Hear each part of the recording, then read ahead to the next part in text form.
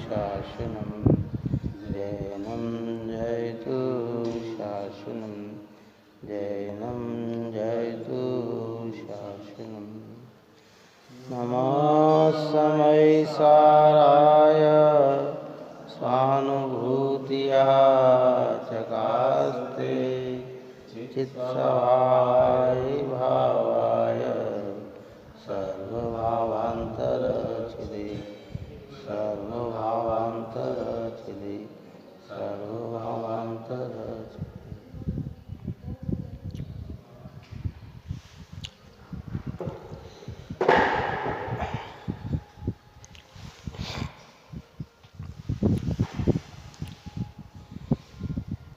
गाथा 156 अपनी पूर्ण हुई थी। इसमें ये कहा था कि परमार्थ मोक्ष कारण से अन्य जो कर्म है उन सब का निषेध किया। उसी बात को अमृतचंद्र आचार्य देव ने कल 2 कलश में ही अपनी चर्चा की और ये इसका सिद्ध किया कि ज्ञान जो है वो एक द्रव्य स्वभावी होने से ज्ञान के स्वभाव से सदा ज्ञान का वहन बनता है, इसलिए ज्ञान ही मोक्ष का कारण है। और कर्म अन्न द्रव्य स्वभावी उद्गल स्वभावी होने से कर्म के स्वभाव से ज्ञान का वहन नहीं बनता, इसलिए वह कर्म मोक्ष का कारण नहीं है। वास्तविक कारण की चर्चा कर रही है, मूलभूत चर्चा चल रही है। आरोपित कथन न होकर ओरिजिनल कथन है। आरोपित कथन जितना भी होता है वह पराश्रय होता है, पर की अपेक्षा होता है, और वास्तविक कथन जितना भी होता है उसमें किसी की भी अपेक्षा नहीं लगती, उसमें स्वभाव ही मुख्य होता है। तो वास्तविक मोक्ष का कारण कर्म नहीं है, वास्तविक मोक्ष का कारण ज्ञान ही है। अभेद से ज्ञान कहा, भेद करके सम्यक दर्शन, सम्यक ज्ञान और सम्यक चारित्र कहा है। या ज्ञान को मोक्ष का कारण कहा, उसमें तीनों गर्भित है। कौन?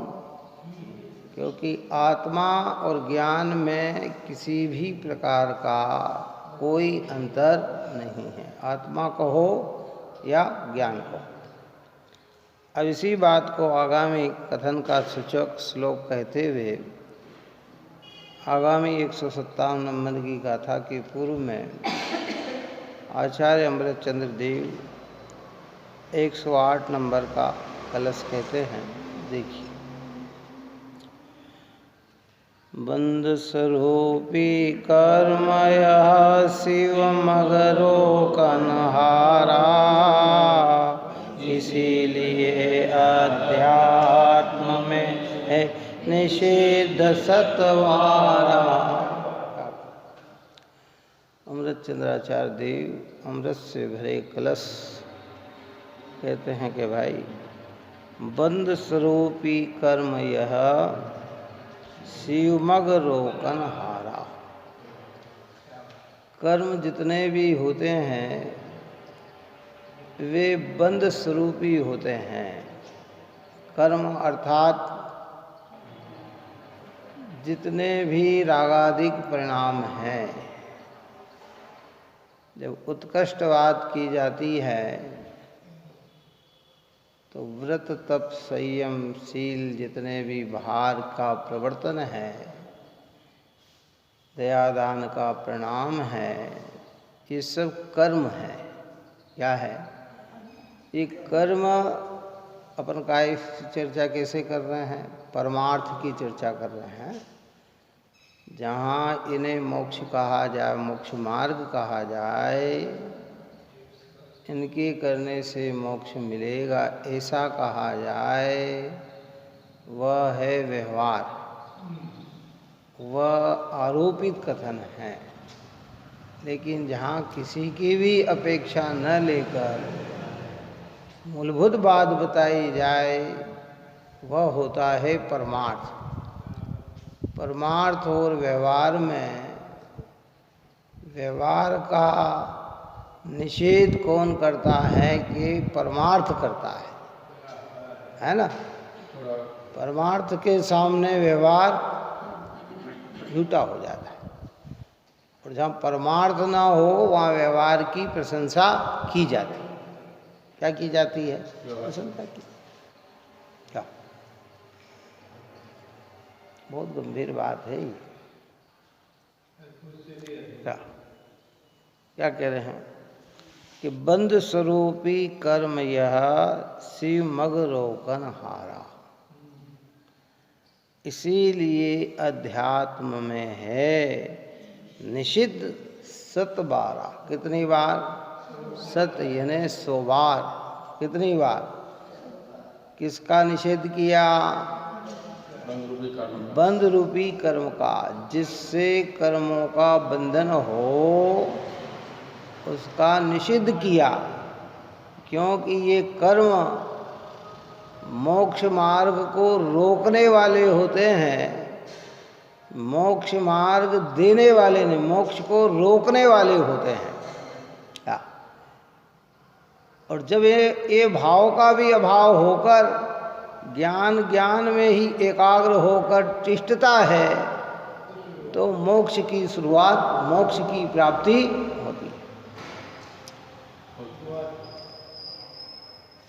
आंखों से देखे तो ये सत्य दिखता है, और ज्ञान से देखे तो परमार्थ सत्य दिखता है।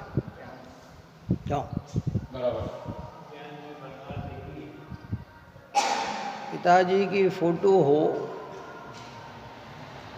और पिताजी भी उपलब्ध हो, एक तरफ फोटो है, एक तरफ पिताजी उपलब्ध हैं, क्या?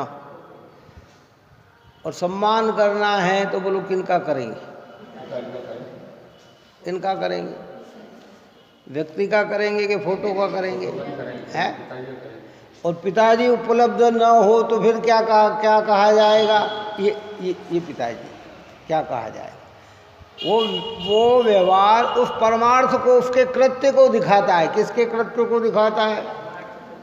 जो पिताजी ने किए थे वो कृत्य को वो फोटो ने दिखाया कि अरे ये किया था। लेकिन उपस्थित हो तब क्या किया जाएगा? और वास्तविक परमार्थ क्या सत्य है? फोटो सत्य है कि वो पिताजी सत्य है ना? ऐसे ही यहाँ कह रहे हैं कि वास्तविक सत्य क्या है? ज्ञान है।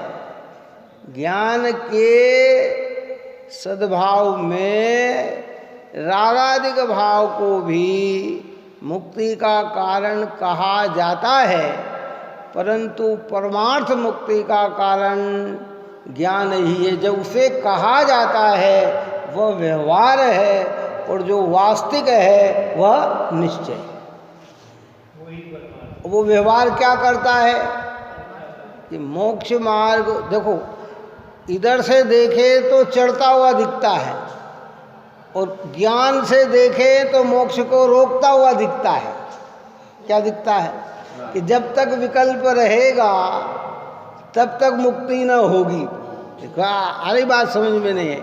और आंखों से देखे तो कि ये जब ये विचार कर रहे हैं तो हमें लग रहा है कि ये चढ़ रहे हैं। क्या चढ़ रहे हैं? अब अज्ञानी में इतना ही अंतर हो जाता है, ज्ञानी और अंतर में अज्ञानी में, कि ज्ञानी के व्यवहार होता है, पर व्यवहार को बंध स्वरूप जानता है। अज्ञानी के व्यवहार होता है, वो व्यवहार को ही मोक्ष मार्ग जानता है, मोक्ष जानता है, तो बंध में ही लगा रहता है। तो यहाँ कहते हैं कि उस परिणाम को सत बार धिक्कार हो। सत बार क्या कहा है? ये निषेध किया सदबार, ये उसका निषेध किया।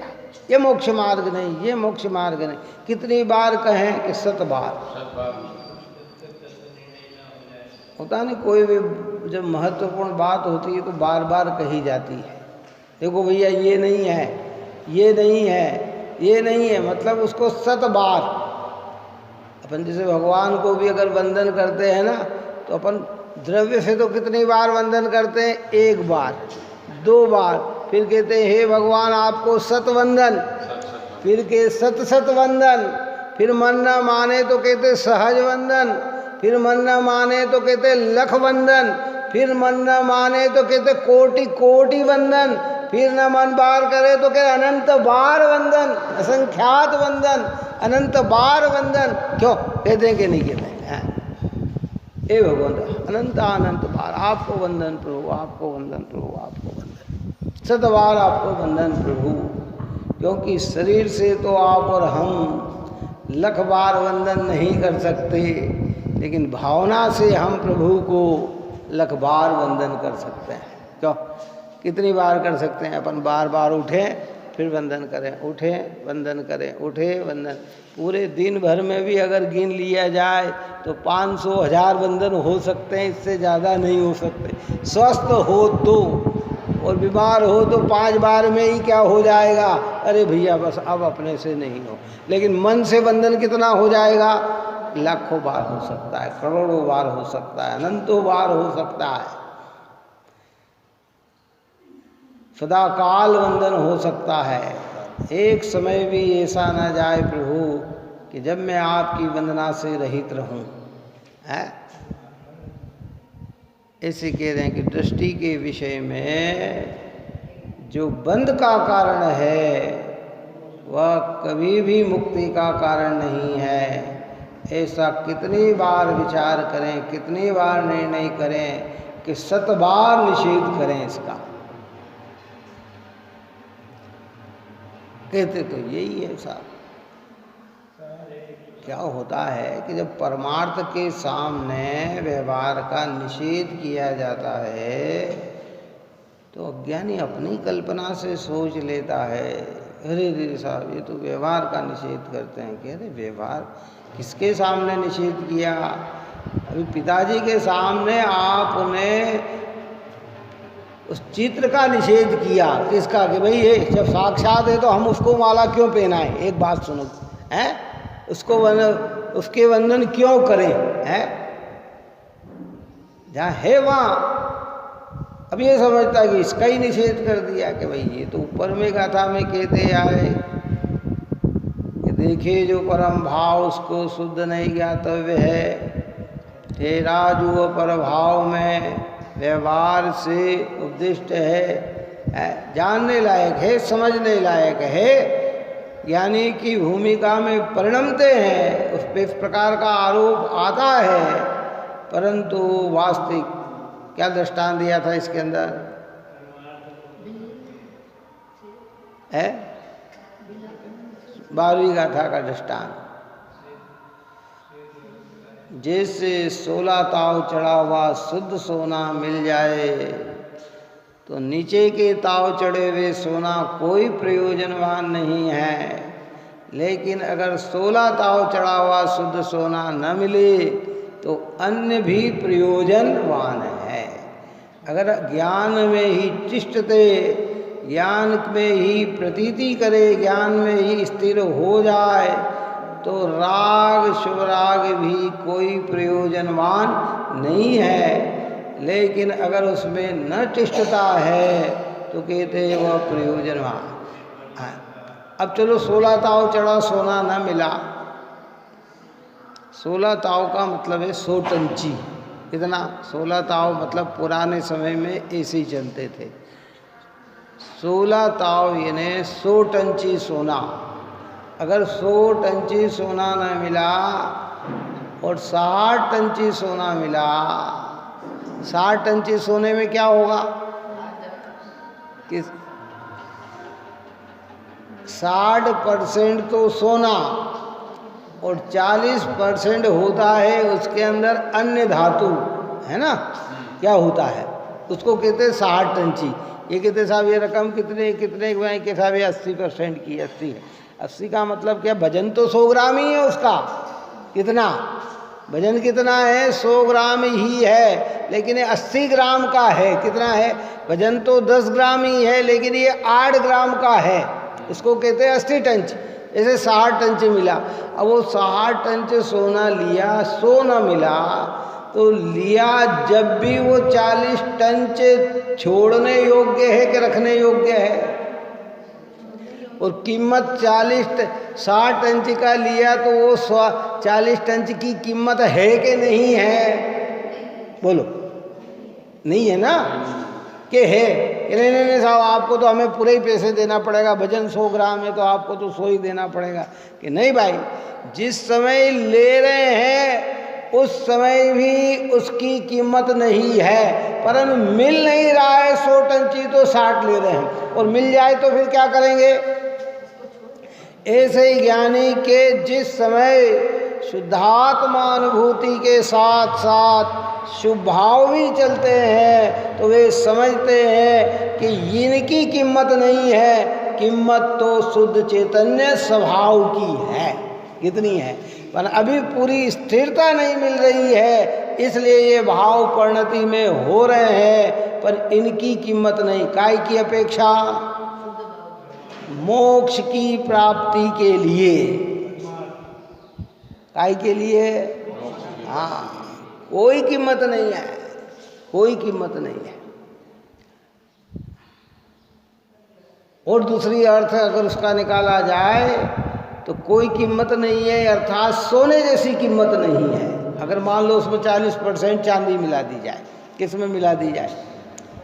वो भी अन्य द्रव्य है ना, वो भी अगर उसके अंदर 100 ग्राम सोने में 40 ग्राम अगर चांदी मिला दी जाए तो चांदी के पैसे तो आएंगे, लेकिन सोने जैसे पैसे नहीं आएंगे। ऐसे शुभ क्रिया शुद्धता के साथ चलती है तो पुण्य का फल तो आएगा, लेकिन शुद्धता का आश्रय से जो मोक्ष मिलना है वो नहीं आएगा। मोक्ष के लिए तो शुद्ध भाव ही चाहिए, शुभ भाव नहीं चाहिए। समझो भाई, देखो इस बात को, गले नहीं उतरती है। घूम फिर कर पक्ष पुण्य का ही आ जाता है, घूम फिर कर पक्ष। और इसका अर्थ ये भी नहीं समझना, इसलिए कहा ना कि भूमिका के अनुसार, पर कारण को सही पकड़ना। पुण्य भाव में प्रवर्तना, पुण्य भाव में रहना, दया का भाव आना, दान का भाव आना, पूजा भक्ति का भाव आना, व्रतशील संयम भाव आना, इन भावों का निषेध नहीं है। परंतु निषेध का मतलब यहाँ जिस प्रकरण में चल रहा है, परंतु इन्हीं को मुक्ति का कारण माने तो कहते हैं कि भाई ये अज्ञान का भाव है, ये ज्ञान का भाव नहीं। क्या देखो क्या कहते हैं? कर्म मोक्ष के कारण का तिरोधान करने वाला है और वह स्वयं ही बंध स्वरूप है, तथा वह मोक्ष के कारण का तिरोधायी भाव स्वरूप तिरोधान करता है, इसलिए उसका निषेध किया गया है। इसलिए निषेध किया गया है कि कर्म मोक्ष के कारण का तिरोधान करने वाला है। तिरोधान का अर्थ क्या? कि उसको ढकने वाला है, छिपाने वाला है। किसको? मोक्ष के कारण को। कर्म, कर्म अर्थात व्रत तप शील संयम में के परिणाम, शुभ परिणाम है। अब ये बात बहुत गहरी है। कहाँ चर्चा कर रहे हैं अपन? पुण्य पाप अधिकार में वास्तविक मोक्ष के कारण के अंतर्गत इस सब चीज़ को ख्याल रखना।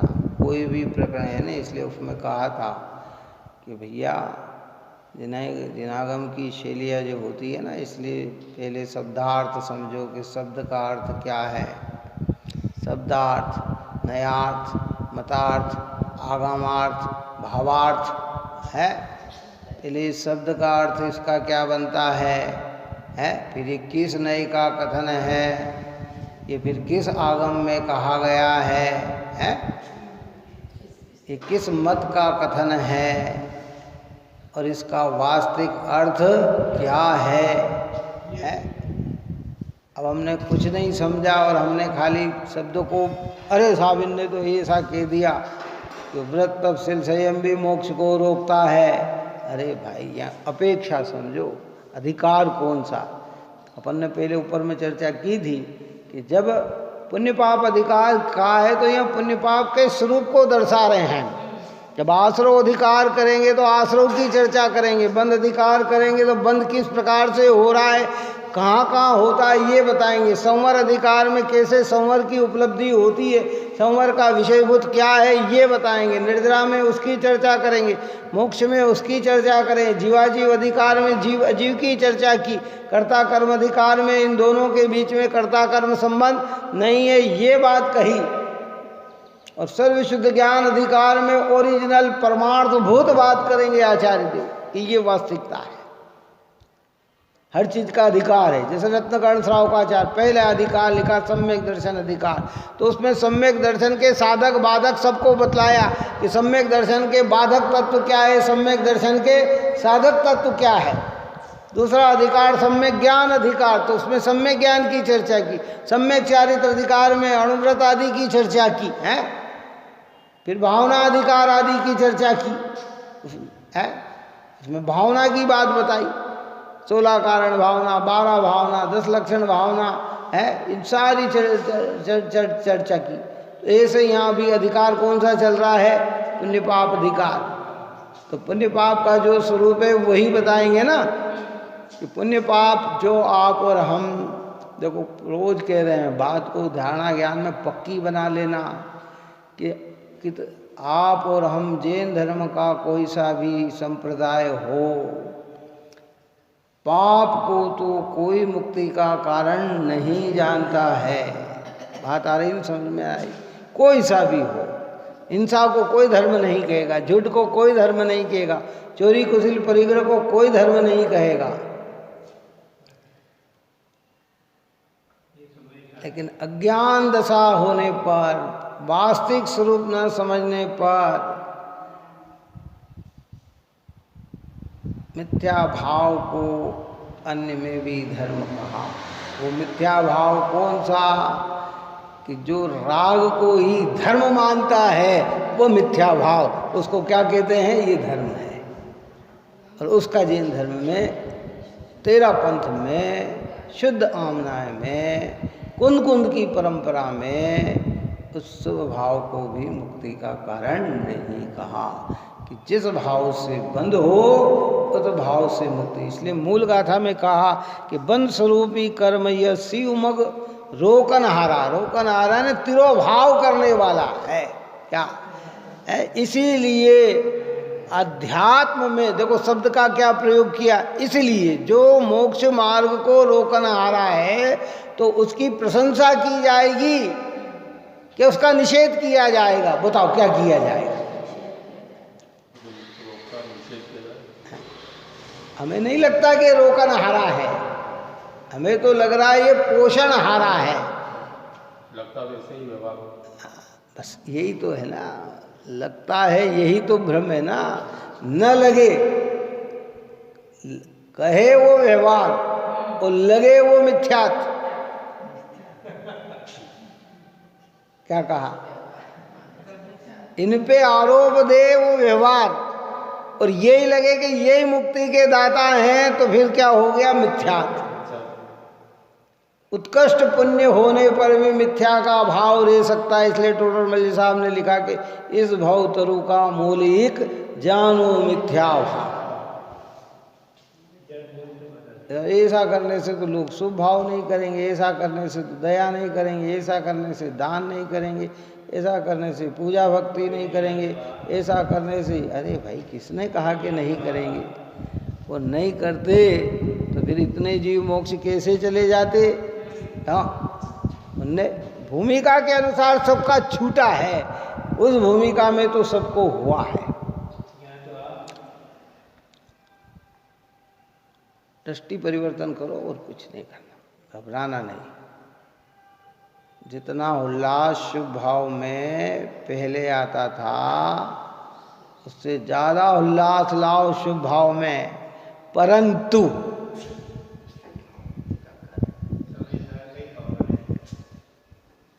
इसीलिए अध्यात्म में है निषिद्ध सतबार। सतबार जब कहा जाता है ना, तो उस पर जोर आ जाता है।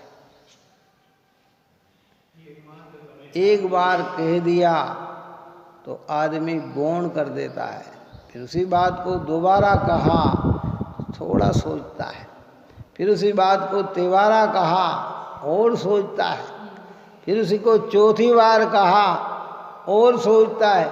इसे बार बार कहने से एक बार उसकी समझ में आ जाती है कि हाँ, ये कार्य करने योग्य नहीं, करने योग्य तो ये है। क्या होता है? छोटे छोटे बच्चे घर में हो और संस्कार देना हो उन बच्चों को, क्या जूते चप्पल खोलने की जगह बाहर हो और अंदर पहन गए, हे बेटा हाँ बाहर खोलो। एक बार कहा, उसने ध्यान नहीं दिया, फिर दोबारा कहा, फिर पहन गया, फिर कहा। 4-5 बार में वो समझ जाता है। क्या समझ जाता है? कि इसकी एंट्री अंदर नहीं है, इसकी एंट्री कहाँ है? बाहर ही। तो सद्वार निषेध करने से क्या हुआ? एक बार में तो अरे साहब आप कह रहे सही है, परंतु परंतु परंतु परंतु परंतु परंतु, लेकिन जब सतबार निषेध कर दिया जाए तो हमारी धारणा में ये बात बैठ जानी चाहिए कि सम्यक दर्शन ज्ञान चारित्र ही मुक्ति का मार्ग है। ज्ञान स्वभाव में एकाग्र होना ही मुक्ति का मार्ग है, अन्य कोई कर्म मुक्ति का मार्ग नहीं। अब भले हम उसमें एकाग्र नहीं हो पा रहे हो, स्थिरता नहीं कर पा रहे हो, लेकिन समझ सच्ची होना चाहिए।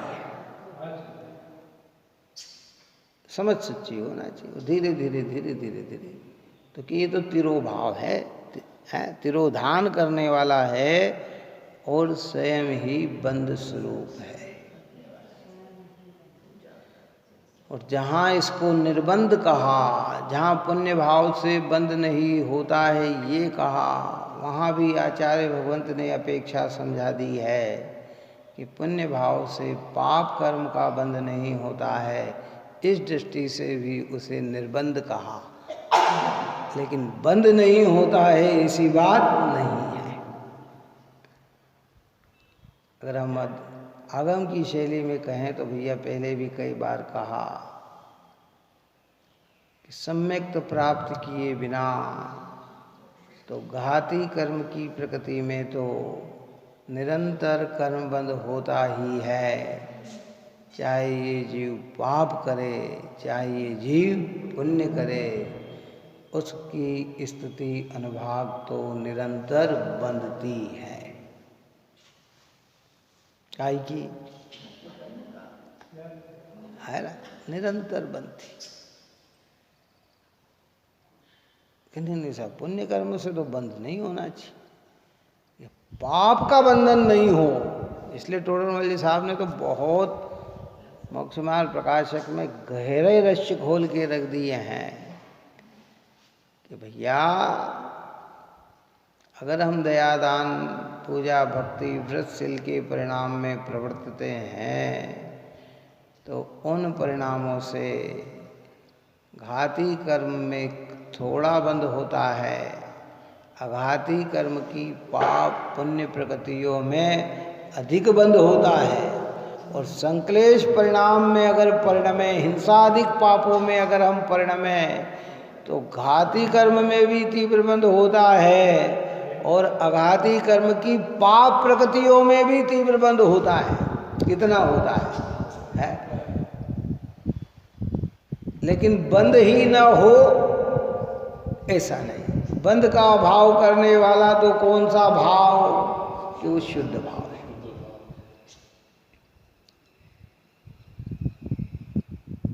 तो हमारी तो भूमिका नहीं है, हमें तो बस ये भाई कोई बात नहीं है। तो फिर गुरुदेव श्री तो ये कहते थे कई बार, और कहते थे देखो समय काल बदल गया, उस समय की ये व्यवस्था थी कि इतने मंदकशाही जीव होते थे कि पाप से तो यूं ही दूर रहते थे। कहाँ रहते, जैनी होकर पाप करे है।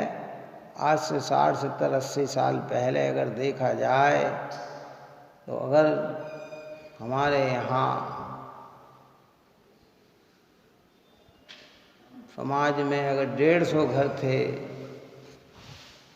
तो 2-4 घर में ही रात में भोजन आदि, भोजन तो होता ही नहीं था, कोई खाने को मिलता होगा। और आज अगर इसका कैलकुलेशन जोड़ा जाए, कितना जोड़ा जाए, तो 2-4% ही होंगे कि जिनके यहाँ नहीं खाते। इतना उल्टा हो गया। कितना उल्टा हो गया, इतना उल्टा। पहले देखा जाता था, ये कहा जाता था शायद ही कोई घर का व्यक्ति ऐसा होता जो बिना मंदिर के, बिना दर्शन के कुछ खाता होगा। आज ये हो गए कि 50% बच्चे, 50% कि जो भगवान के दर्शन ही न करे और भोजन आदि कार्य कर लेते। बड़े बड़े भी दूर रहते हैं। हाँ, मतलब सभी को ले लें अपन, ये समझ चाहिए। तो ये कहते कि ये क्या, अभी तो क्रमानुसार है, इसलिए आज पुण्य भाव में भी जोर दे दे के कहना पड़ता है कि ये करो, ये करो, ये करो, ये करो। करने का निषेध नहीं है। अब यहाँ तो उत्कृष्ट चर्चा है, मोक्ष को जाने की चर्चा है।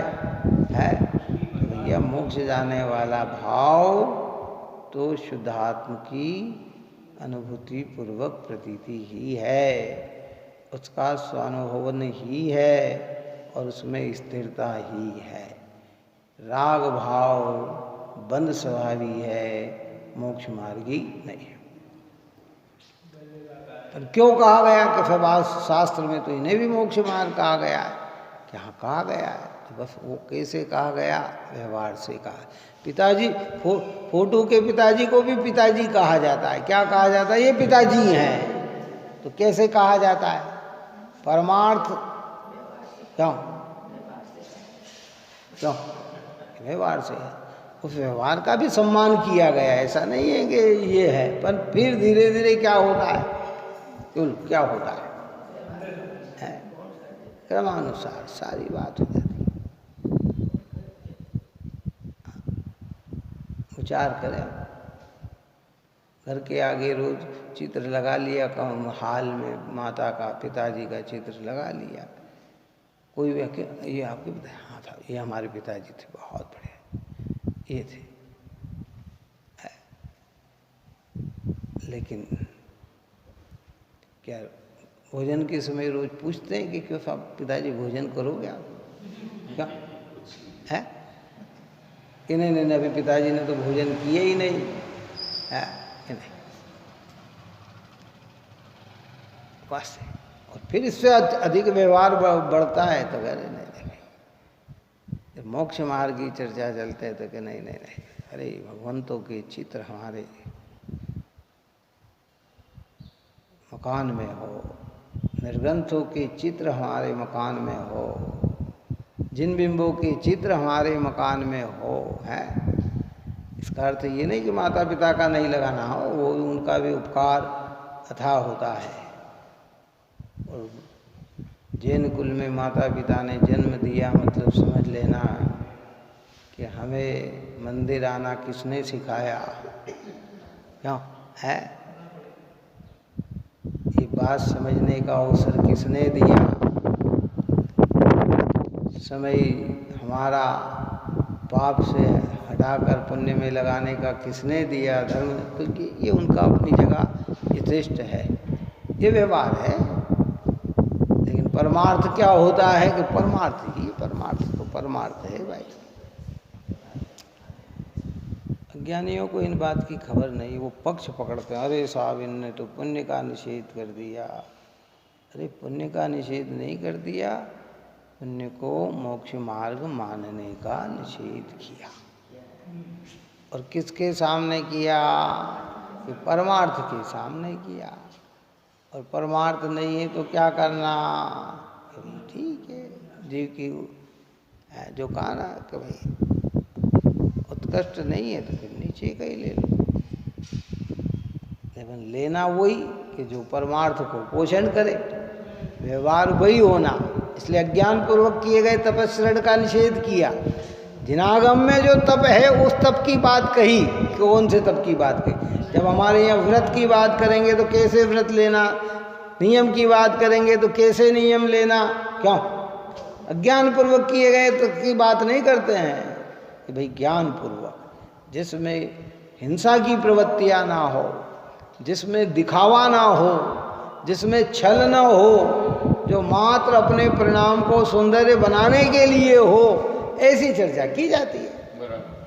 अब हम दिखाना कि नहीं साहब हमारे रात्रि भोजन का तो त्याग है, अन्न का तो त्याग है साहब, लेकिन रात्रि में कंदमूल भक्षण कर लेते हैं।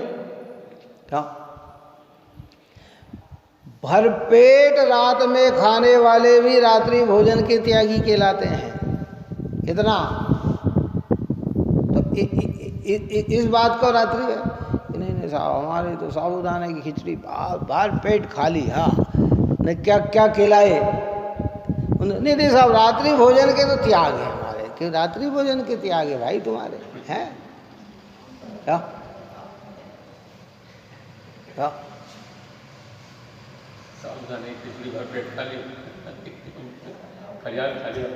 कबीरदास ने एक व्यंग कसा है प्रसाद के बारे में। उसने लिखा कि हार करे मन भावना और इंद्री करे स्वाद।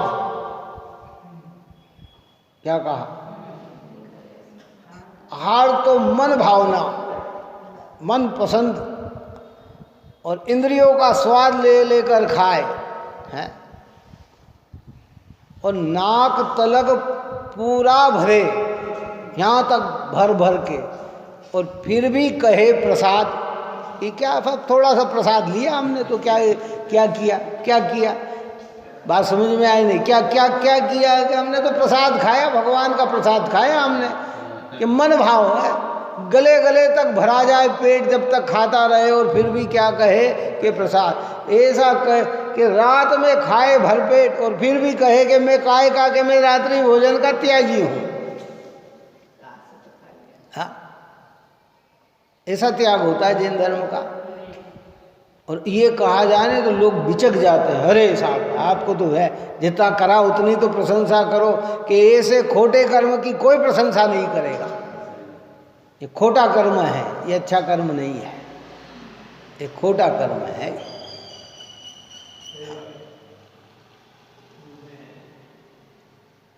क्या करें?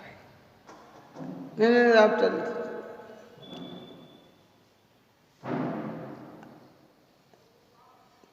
क्या कर, सत्य कहने में भी बड़ा वो लगता है, और लोगों को अरे विरोध। अरे भाई सत्य तो सत्य ही होता है ना। धीरे धीरे अपने यहाँ भी परंपराएं चलने लग गई, पहले तो थी नहीं। बना देखा देखी होता, खरबूजा को देखकर क्या होता है, जो स्वाध्याय प्रेमी नहीं, जो तत्व नहीं समझते, जो वस्तु स्वरूप नहीं समझते, वे भी इसी चीज की क्या कर लेते हैं, पुष्टि करने लग जाते हैं। अरे साहब क्या हो गया, क्या होगा, वो वहाँ। अरे भैया इसको तो समझना चाहिए कि नहीं, ये नहीं है। कहीं से कहीं तक ऐसा विकल्प नहीं आना कि नहीं।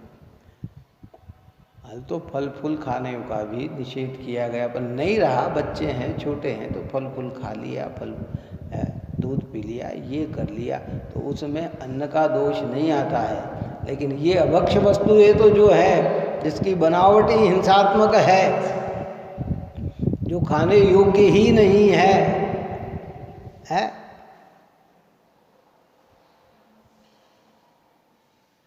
सोचने की बात है। ये उपस्थिति भी नहीं देना, जहाँ है ना वहाँ खड़े भी नहीं रहना, खड़े भी नहीं रहना।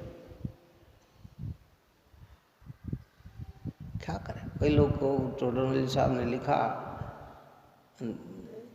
बहुत व्यंग भरी बात कही टोडरमल साहब ने कि भाई शराब का निषेध करने पर कलाल अगर दुखी हो तो उसका निषेध करना तो छोड़ेंगे नहीं। क्यों? क्या है?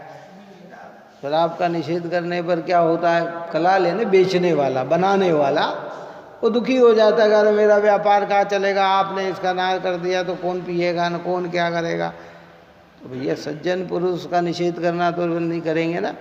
ऐसे अगर इस बात को सुनने से किसी को मन बुरा लगे तो ज्ञानी कहना लिखना तो बंद नहीं करेंगे ना, कि बंद करेंगे। अब शुभ भाव का निषेध कर, मोक्ष मार्ग का निषेध करने पर किसी को बुरा लगे तो आचार्य भगवंत अपनी शैली तो नहीं बदलेंगे ना। आपके भाव के अनुसार बंद के मार्ग को मोक्ष का मार्ग तो नहीं कहेंगे ना। और कह दिया तो क्या होगा, फिर ज्ञान सम्यक ज्ञान नहीं रहेगा। हाँ, व्यवहार की अपेक्षा से जब प्रकरण चल रहा हो और व्यवहार की चर्चा कर रहे हैं तो वहाँ उस प्रकार की चर्चा कही जाएगी।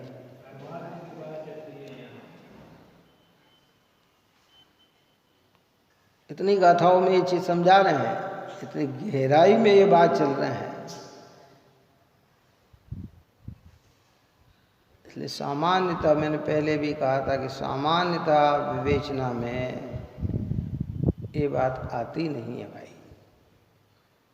ये तो क्रम से जो पूरा अभ्यास, पूरा शास्त्र पढ़ा जाता है तो ही ये सारी चर्चा आती है। विद्वद्गण आते हैं 5 दिन के लिए, अधिकार ये ले लिया, अधिकार ये ले लिया, तो उनमें तो वो वही चर्चा रह जाती है। कौन सी रह जाती है? जहाँ उठाए एक गाथा में 5 दिन निकल जाए, आपकी गाथा आगे की चल न पाए, 8 दिन निकल जाए आपकी गाथा। पुराने समय में और आज के समय में बहुत अंतर हो गया।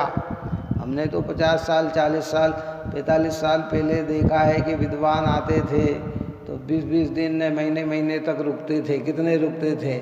आज किसके पास इतना टाइम है कि आपको महीने भर तक सुना दे हैं?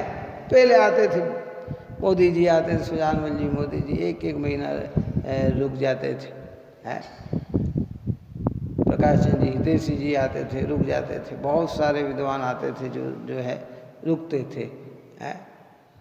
अब कहाँ वो जो पॉइंट उठाए, एक पॉइंट पे, एक गाथा पे, 2 गाथा पे, 3 गाथा पे, और 10 दिन पोजीशन पर्व में भी आते हैं। कितने? तो 10 दिन 10 धर्मों की चर्चा में ही निकल जाते हैं। कहाँ है? तो ये तो हमारा सौभाग्य है कि हमें पूरा पढ़ने को, सुनने को मिला। इसलिए तो कहते हैं इन बातों की हमें खबर ही नहीं है भाई। क्या? इसलिए जो निषेध करने योग्य है, क्या? इसलिए अध्यात्म में है निषिद्ध 7 बार। पाप में जाने के लिए नहीं। हाँ, इसलिए अपन बार ये बात कह रहे हैं, हर गाथा में ये बात कह रहे हैं, पाप में जाने के लिए पुण्य का कभी निषेध नहीं किया जाता है। पुण्य से भी आगे बढ़कर शुद्धात्म में चला जाए और पुण्य कर्म को मोक्ष कर्म का कारण ना माने, मोक्ष का कारण ना माने, इसलिए निषेध किया जाता है। और संसार सुख की इच्छा है तो बस है। इसलिए हमारे यहाँ तो कह दिया कि धर्म करत संसार सुख, धर्म करत निर्वाण। जब संसार सुख की बात करते हैं कि धर्म करने से संसार सुख मिलेगा, तो वहाँ धर्म का अर्थ पुण्य भाव, दया का, दान का। ये अपन ने कई बार कहा ना कि आप और हमें जो मनुष्य जीवन और इतनी अच्छी जगह आना, ठहरना, रहना, खाना पीना मिला है, तो ये कोई पाप भाव का फल नहीं है। ये तो पुण्य भाव के फल है तो नहीं, है ही, है तो नहीं, ये पुण्य का ही फल है। हाँ, है तो नहीं, है में तो में तो संभावना बन जाएगी। ये तो पुण्य का ही फल है। काय का फल है? ये पुण्य भाव का ही फल है। और उस पुण्य में और विशेषता है, तो ऐसे जिनेंद्र के निकट आ गए हम, ऐसे पवित्र भगवान के और ऐसी पवित्र जिनवाणी माता के निर्ग्रंथों के निकट आए हैं। इस सोने में सुहागा जैसा पुण्य का उदय है ही है। कि भाई संसार की अपेक्षा बात करें तो यही है। और आचार्य भगवान क्या कहें, तो पुण्य पाप अधिकार सुन रहे हैं तो भूमिका तो हमारी बहुत ऊंची होनी चाहिए ना। कौन सी है? पुण्य पाप अधिकार में पुण्य पाप को एक कहा, अभी हमारे उतना व्रत तपशील संयम का परिणाम न भी हो, लेकिन कोई भी पाप करने योग्य है ऐसी मान्यता का त्याग हो जाना चाहिए। ये जब पुण्य करने योग्य नहीं है तो पाप करने योग्य तो कदापि नहीं है, कहीं भी नहीं है। छल कपट करने योग्य ही नहीं है, हिंसा आदि कार्य करने योग्य ही नहीं है, दया दान का ही परिणाम हो। हम अपना भोजन करने के पहले उन सारे त्यागी वृत्तियों को भी ध्यान में लें, और वे सारे जगत में अशुभ कर्म के उदय में जिन्हें पाप के भोजन नहीं मिल रहा है उन्हें भी ख्याल में ले। ये सब इसी चीज में समाविष्ट है। समझ में आ रही बात? नहीं आ रही? अगर हम अपने में ही मग्न हो जाते हैं तो भैया हमारा अभिप्राय भी पाप का है। इसलिए मालूम क्या बोलते हैं मेरी भावना में कि होकर सुख में मग्न न भूले। मग्न न भूले का मतलब क्या? अपने ही सुख में मस्त नहीं हो जाना। और दुख आ जाए तो घबराना नहीं। घबराने का मतलब मुझे दुख आ रहा है, उनको क्यों नहीं आ रहा है, इनके क्यों नहीं आ रहा है, ऐसा क्यों नहीं हो रहा, मैं ही दुखी हूं, कि ऐसा भाव भी नहीं लाना।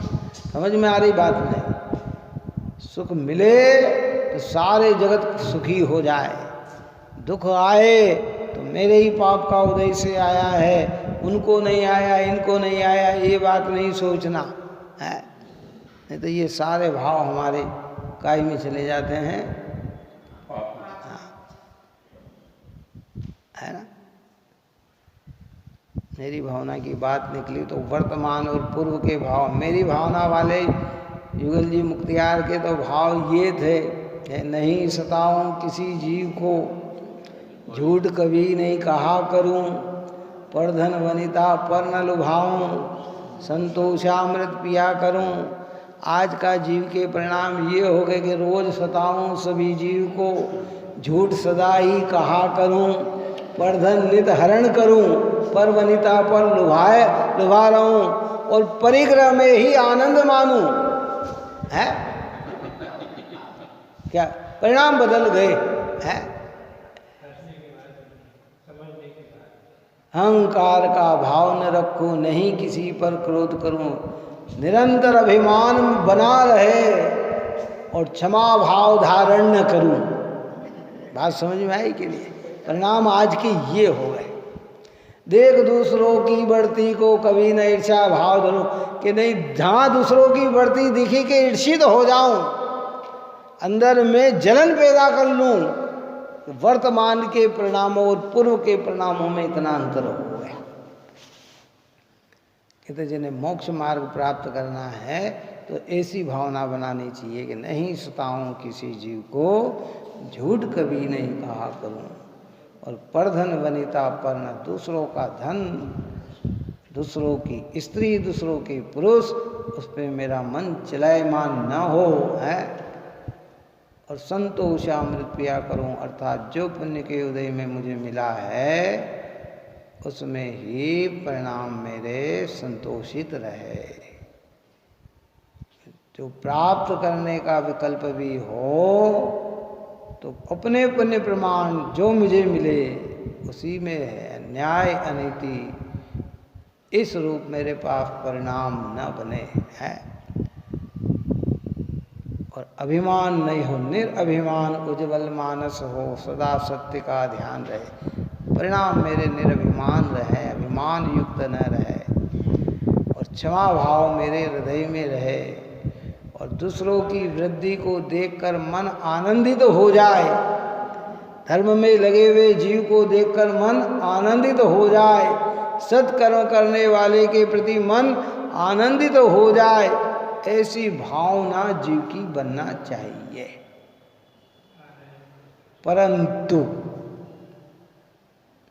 मोक्ष का मार्ग तो, मोक्ष की प्राप्ति तो सम्यक दर्शन, सम्यक ज्ञान और सम्यक चारित्र से ही है। इस प्रकार की चर्चा यहाँ की। अब आगे अपने 157 नंबर की गाथा चलेगी। आप और हम सभी जीव निरंतर भेद ज्ञानी होते हुए अपने चैतन्य स्वभाव का अवलंबन लें और सदा देव शास्त्र गुरु की शरण में बने रहें। यही मंगल।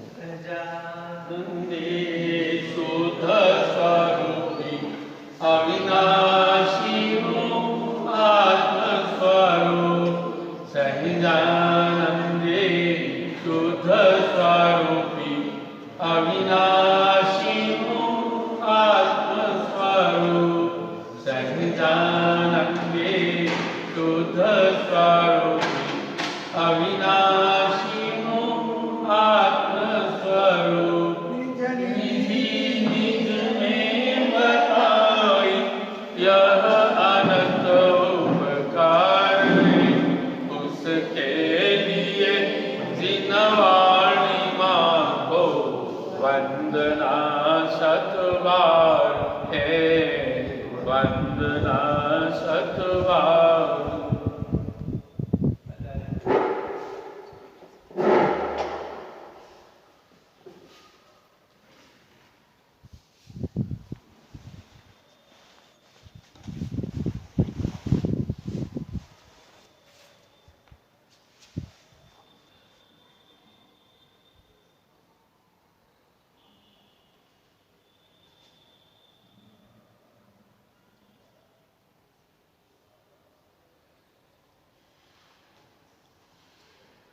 वाणी के ज्ञान से